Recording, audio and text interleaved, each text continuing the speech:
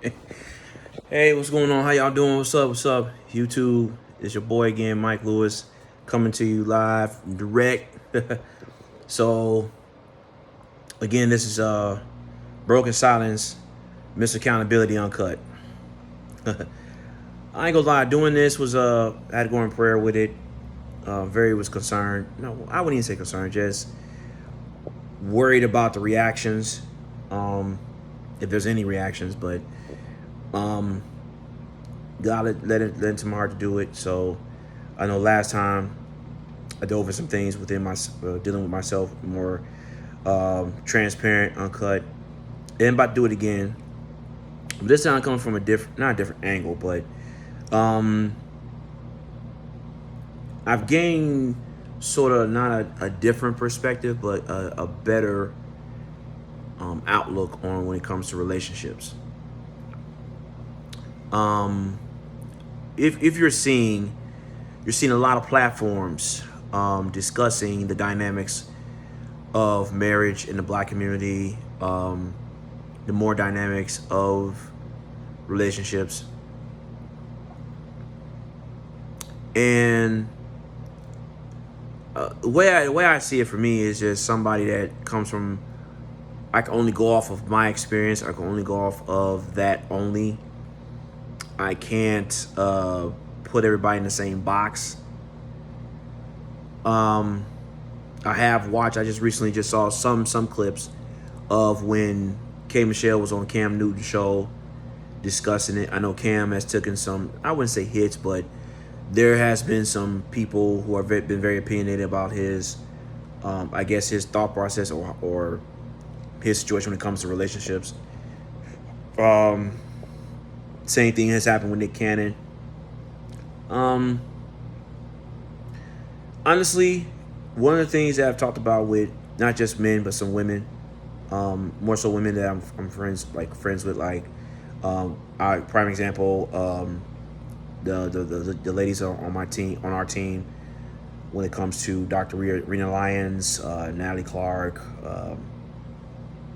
my cousin Yaz, that from that perspective of talking to them, of course the men that are my support system um, in my life. So what I have learned, not just from my mistakes and things that's happened in the relationships I was involved in, um, but I also talk to God a lot, heavy about we have to be more selective, or I wouldn't even say selective, more careful on who we walk down the aisle with, who we spend the rest of our life with. And I can only talk for myself. I didn't listen and pay attention to God on the process He wants me to follow when it came to my relationships, which include Him telling me, this ain't gonna last too long, Michael. Cut it loose. And so, by going through that process, by going through it, trial and error, I've learned a lot. One of the things I've learned is that working on yourself individually is key component to everything. You can't walk into a relationship, any relationship, if you have not dealt with your baggage. Now life happens. It's gonna happen from time to time. Thought I heard something back there. I'm like, I'm hearing some noise. So, but the things we can control, and one of the biggest things we can control, is how we walk, how we take care of, how we take care of ourselves individually before and going into any relationship.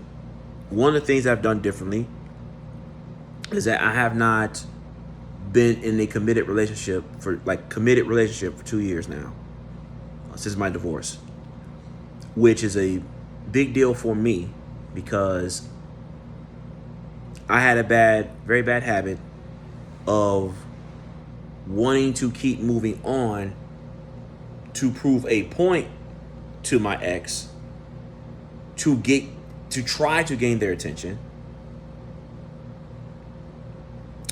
And that was the wrong thing to do. Now, in the process of me being in those relationships, I really did care and love and had feelings for these women. Okay? Like, that's contrary to what most people would think. Well, so you was just, no, I wasn't. I was for real. Like, I was cared. I really did. But I just did not know how my baggage and how me not taking care of those things had a profound effect on my relationships.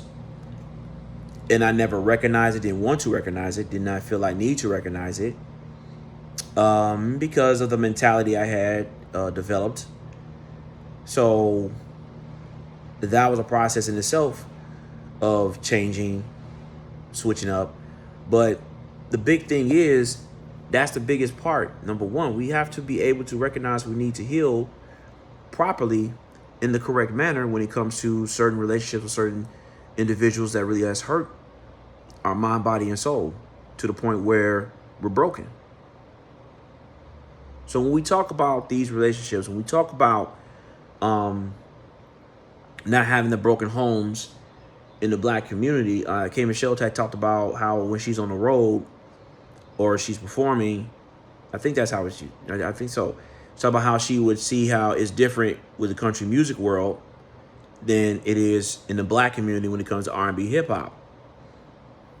I would say to that, okay, that's what you see. That's what they're telling you. Because see, I would tell her, I said, you know what? I'm still a man. You got 50-50. You got 50% of what she said. They're going home to their wives, doing all that stuff. Cool. That's what they're telling you. And if you see it, along with them telling you, cool. But if you haven't seen it and they're just telling you, okay, they're going home, they're telling you that, they get in the car and you're seeing it. But again, we don't know what goes on behind those closed doors. We don't know what takes place. So all I'm trying to say is, never judge a book by its cover. Because as a man, there are some men in country music that are going through. They're human. Which leads me to my next point. First, I start working on myself as an individual, working on my baggage, working on finally really sitting my behind down and really focusing on that. Then you gotta understand that my mindset has changed to the point where I'm looking at it as human versus human. Looking at, K. Michelle made a great point. There's still this huge clash between male and females, and it shouldn't be that way. I agree. I think it should be, look, we're human beings. Like, there is some pain, traumatic pain, and things that men go through in relationships. Again, we just don't discuss it. We were trained on that. It's not an excuse. It becomes an excuse if you truly have the self-awareness and understanding of your emotional intelligence, of why you reacted the way you did, of why you went down that road. Once you start that process, at some point within this process, you point the finger at yourself and you keep working on yourself, that you no longer use as an excuse. Whether it be man or woman, it does not matter. If a human being has gone through some traumatic pain and it affects the mind, we need to understand how we got to reprogram this. We got to retrain this. So now I look at it as human being versus human being. I understand why I've been called a liar. Because of the presentation and what I did. I did lie. Now, was there a reason behind it? Yeah, but it's still no excuse. So as another human being, I'm realizing that, man, I caused unnecessary drama, unnecessary trust issues. Some of that is on me. A lot of it is on me. but I'm understanding where they're coming from as a human being. It's the same thing for us as men. We're human. So we have to look at each other in that perspective and have that productive conversation to really dive into find out, hey, we got some similarities here. We got some similarities within the relationship that you went through and I went through, that I feel you on that. That did hurt me too. Oh yeah, that triggered me too. Like I get that. Now how you handle it? Oh, well I used to handle it this way, but I'm trying to find that opens up the door. That opens up the line of communication. That opens up the development of the being close with one another, getting closer to really becoming one, that unit. When you start looking at each other more from the perspective human being versus human being, instead of man versus woman.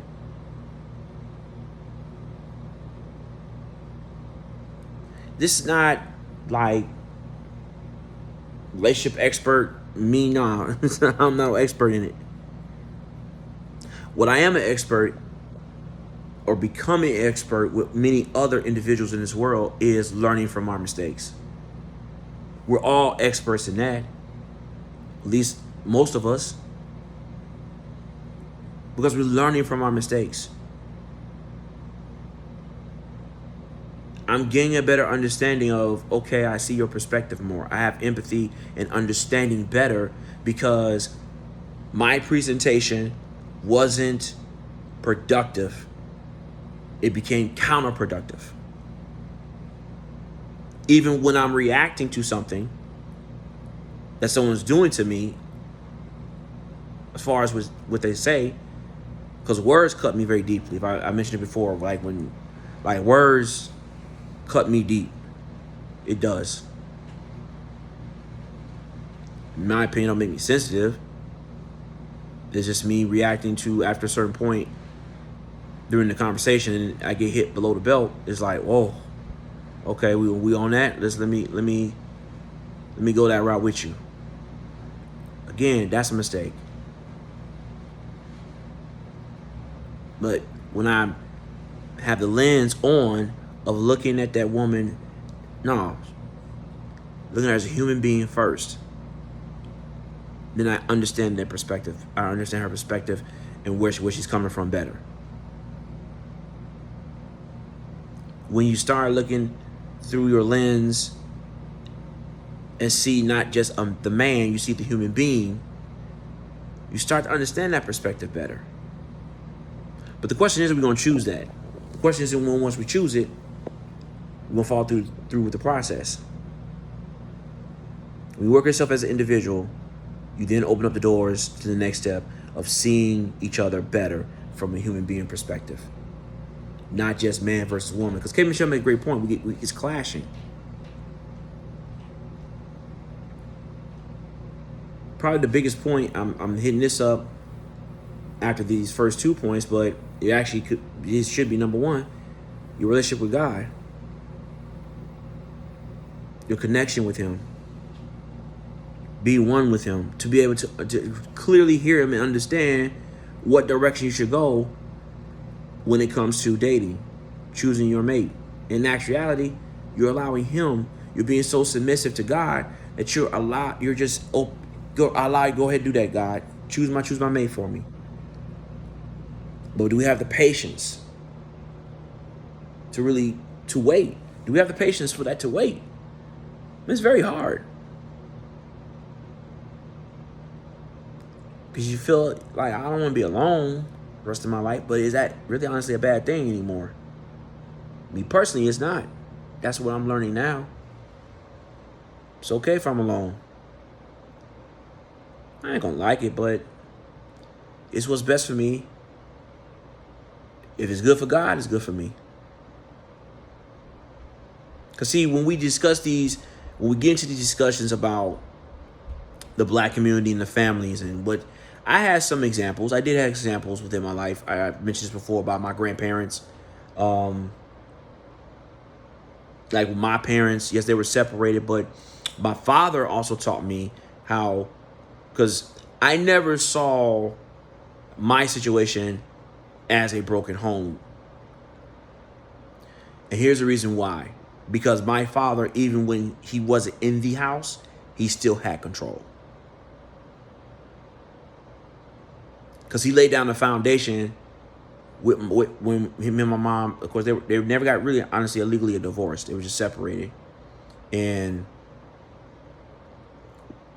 in that household, he laid the foundation.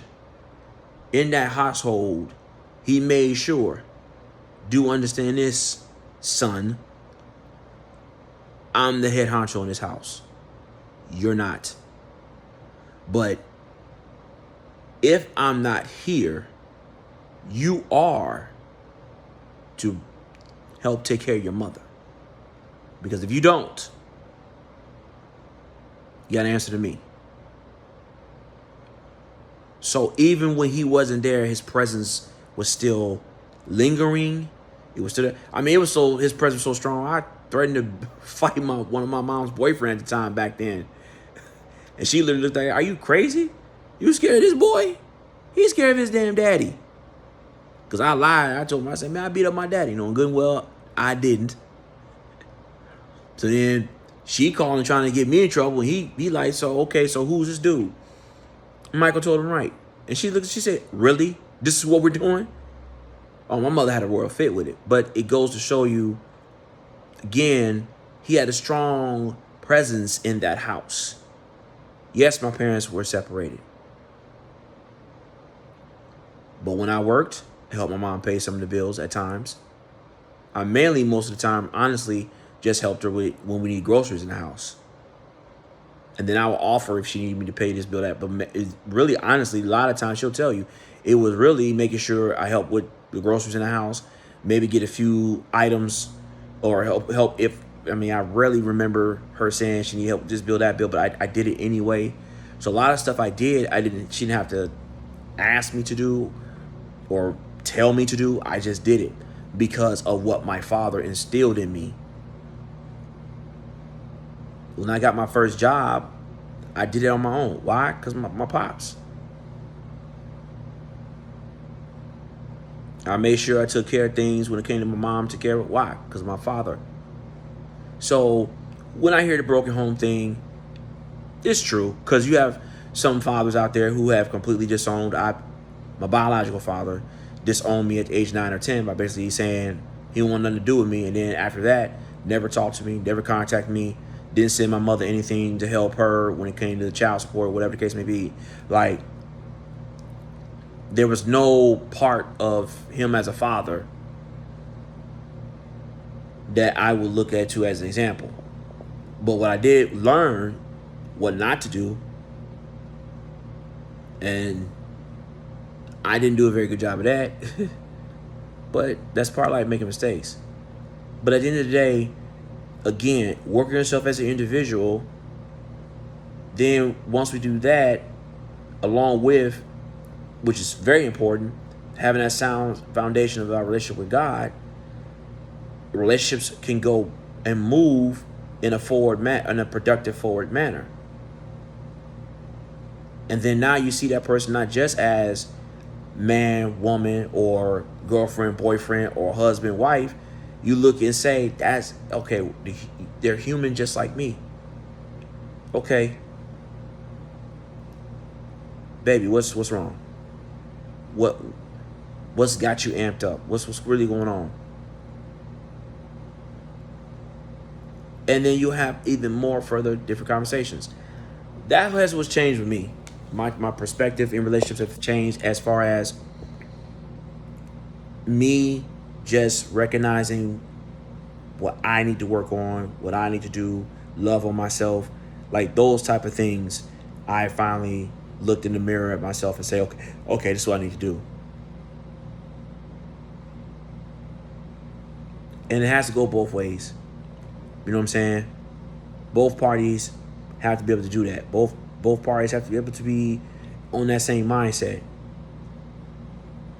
It's very interesting, like many of our ministers of the church are saying, our leaders are saying and speaking on, it's just how that the devil is busy, real busy, when into trying to separate families, households. In my personal opinion, it's just not with the black communities everywhere. But we hear so much about the black community in that situation. I think there are one of the things that K. Michelle was talking about, the narrative. That's what bothers me too. We can change that narrative easily. And what I mean by easily, let's start looking at a higher percentage of those marriages that work, of those marriages that help.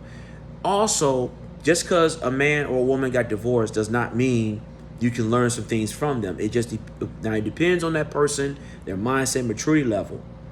But I have men in my circle that's been divorced. Not once have they discouraged me getting back married again. Not once have they been on this bashing women. They're merely just speaking of what to look out for, what to do, what not to do. And they voiced their opinion that, hey, unfortunately, man, I've been down the road. Unfortunately, there are some women that do think and do this. Keyword, keyword, some. They don't say all. Now, you have some men that will say all, but the ones I roll with say some. But they're giving me that guidance. And I'm hearing the guidance even better more. So I'm putting myself in position to receive the pour in from that woman I'm supposed to be with, and me pouring into her more. But those things can never happen if I'm not grounded and connected with God in order to work on working on myself as an individual. I need God to go along with me through that process of this whole process, so I can see the human side, understand like, yo, okay, that's why she pissed off at me. That's why she on 10. And we have to do that with one another. I really truly believe that if we start doing that more, it won't be why men are so complex, why women are so complex. Could it be we're just complex individuals, human beings to begin with? Could it be that's why we have these different zodiac signs? I'm just spitballing, but all I'm saying is we're still human beings. So let's look at each other from that perspective first. And then once we unlock that key, then unlock the next key and open up that door. Use the key to unlock the next door, which is, okay, Lord, how can I conduct myself with my significant other better, as far as not being so defensive, not being so snippy, but really hearing them out? What does that look like?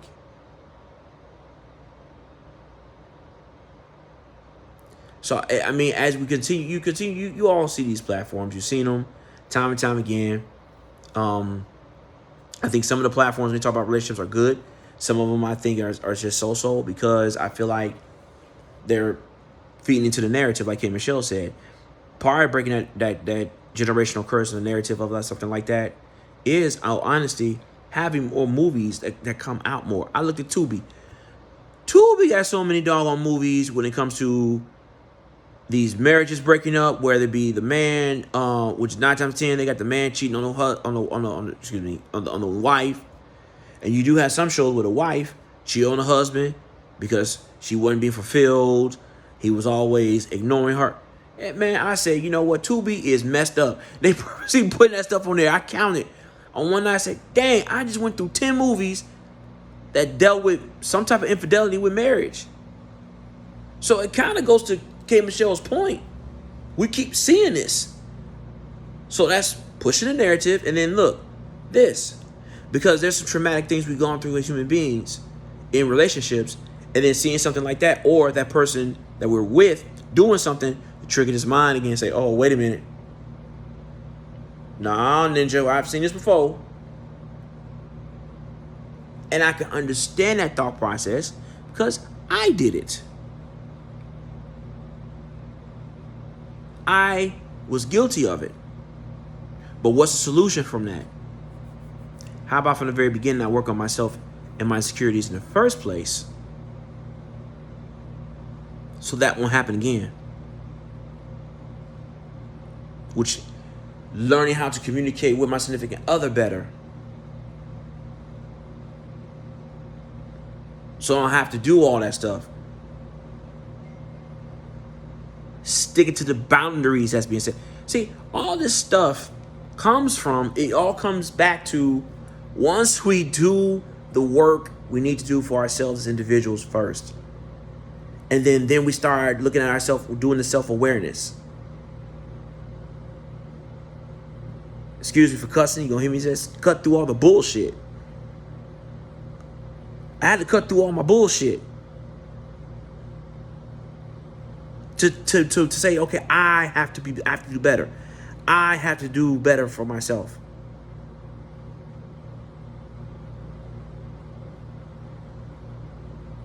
I had to cut through the bullshit to say, I got to come to Atlanta. I did not want to be here. I tell the story all the time. My black behind didn't want to come here. But I know God had a reason for me to come here. And now I see why. I wouldn't be able to do the things I'm doing now if I was in Chicago. It's nothing against nobody else. It's just knowing that I was not focused. I wasn't there. So even when I was there, God was giving me chance after chance to really say, okay. Then he said, no, you know what? I got to remove you. I can't even put you in the city of Chicago to get this here right. Because you're still making decisions and doing things that distract you from it. And then on top of that, is affecting your health so much that you're starting to deteriorate. Mentally, physically.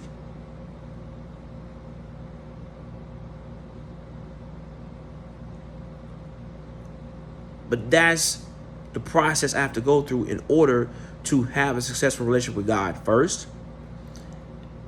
And then leading down the line, it will produce a better, successful marriage for me.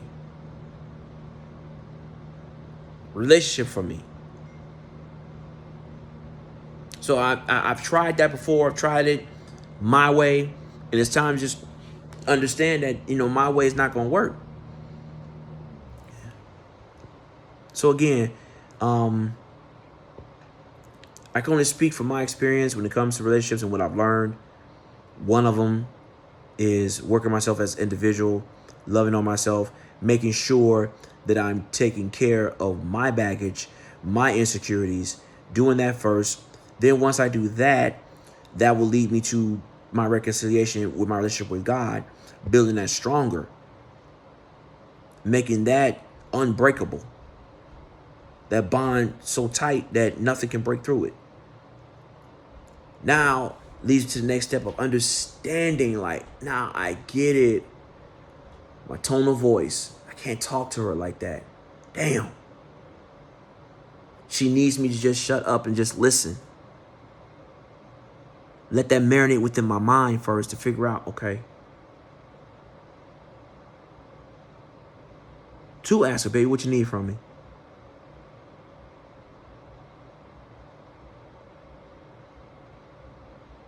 And again, this all is not about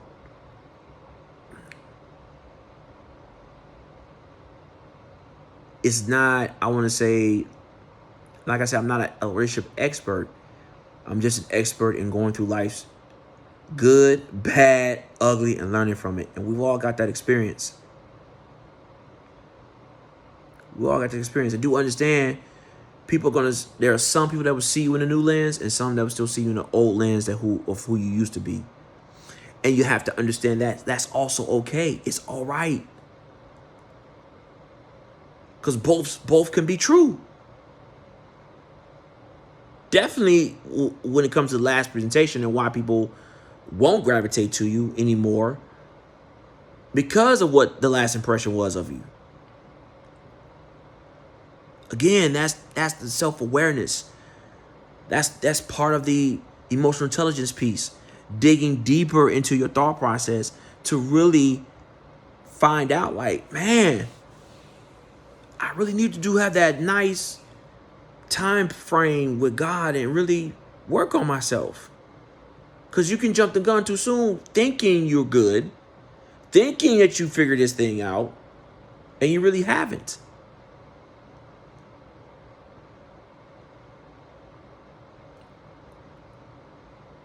So I'm gonna leave with this.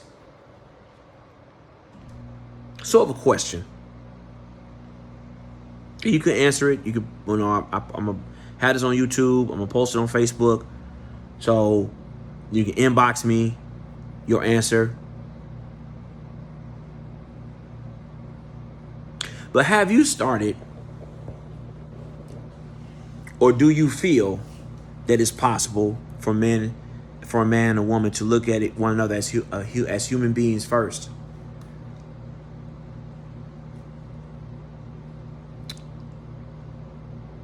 And can that be part of the process of better relationships between man and a woman? So basically what I'm saying is, will it help in the process of the building of the foundation between a man and a woman that's trying to develop a relationship which could possibly lead to marriage? Can that be part of the process of the foundation that you're building with that person when it comes to looking at one another after doing the self-awareness of yourself, realizing I need to look at this person like as if they're a human being, because they are a human being. In the next part of that piece I just said, can I now do a deeper evaluation of self-awareness of myself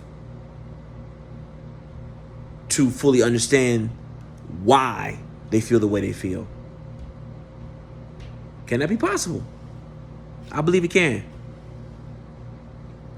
Do understand that nothing's perfect. We always gonna have the good, the bad, ugly in life and in relationships. It's just a matter of how we handle those situations, how we react to them will dictate the outcome. My time is up, man. Hey, this is Broken Silence, Mr. Accountability Uncut.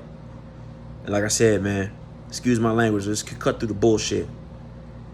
I had to tell myself that. I had to cut through the bullshit and start saying, you know what, that falls on me. And I also need to do a better job putting myself in position for things in order to help my kids' mother out, my ex-wife, my ex-girlfriend that lives here in Georgia, my two older kids and younger kids. I get two younger kids in Chicago. Their mothers. I got to do a better job putting myself in position better financially to help them more. Why? Because I'm looking at the perspective from a human being's perspective. How would I feel as a single parent taking on the responsibilities that they take on? Getting the support, but not enough as far as my position. See, I understand that and I get it. But now you have some others that have different opinions. This is who I am. And I'm not going to apologize for it. When I need more. See, that goes what I brought to the table today in our conversation. I see human being first before man versus woman. I don't even want to do all that, man. Because honestly, I don't want to see that no more. I want the narrative to change of seeing more positive black couples, positive black families. That can be, even when the two individuals are not together, you still can have that strong home family foundation. It's a matter of how both parties are presenting themselves in front of the kids. I know I can only speak for myself again. I have to do a better job of what I'm presenting out there to people, which includes my kids. But again, you can't get there if this hasn't changed. Then once this starts to change, you see them as a human being. And it makes you more self-aware of, my decision affects them this way. I got to watch it. Me moving to Atlanta was a decision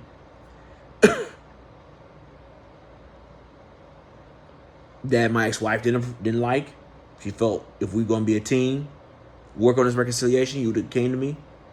My response was, well, whether I came to you early or not, I was going to still accept the Atlanta position. And that pained me to say that.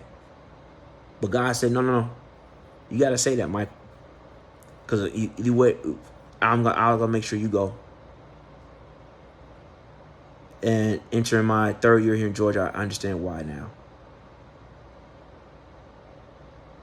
Because if I didn't listen to him, I would not have made this change.